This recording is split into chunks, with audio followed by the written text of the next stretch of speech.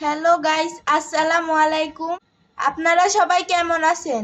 আজকে আপনাদের সাথে একটা নতুন রেসিপি শেয়ার করব। চলুন দেখা যাক রেসিপিটা কি। এবার আমি একটা পাত্র নিলাম, দিয়ে দিলাম সিদ্ধ আলু।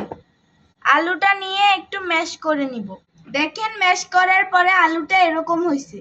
এরপর এটা দিয়ে দিব সাবুদানা। এটা আমি একটু ধুয়ে ভিজিয়ে রেখেছিলাম। এবার এতে দিয়ে দিলাম পেঁয়াজ কুচি, রসুন বাটা, আদা বাটা। এরপর এতে দেব একে একে সব মশলা। প্রথমে দিয়ে দিলাম স্বাদ মতো লবণ, 1 চামচ মরিচের গুঁড়া, আধা চামচ হলুদের গুঁড়া, 1 চামচ ধনিয়া গুঁড়া, 1 চামচ জিরার গুঁড়া, 1 চামচ পাঁচফোড়ন। সবকিছু একসাথে মাখিয়ে নিব। এবার দিব সামান্য পরিমাণ ময়দা। ময়দা দিয়ে ভালো করে মেখে নেব। চুলায় একটা কড়াই বসিয়ে এতে দিয়ে দিলাম সয়াবিন তেল।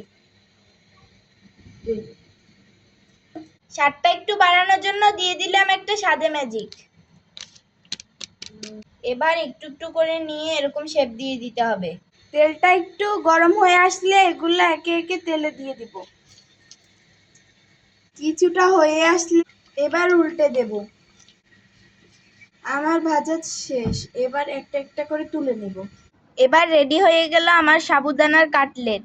এটা দেখতে যেমন সুন্দর হয়েছে, খেতেও তেমনি মজা।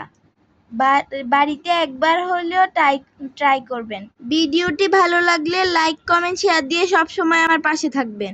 আর এইরকম রেসিপি পেতে চাইলে কমেন্ট করে জানাবেন। আল্লাহ হাফেজ।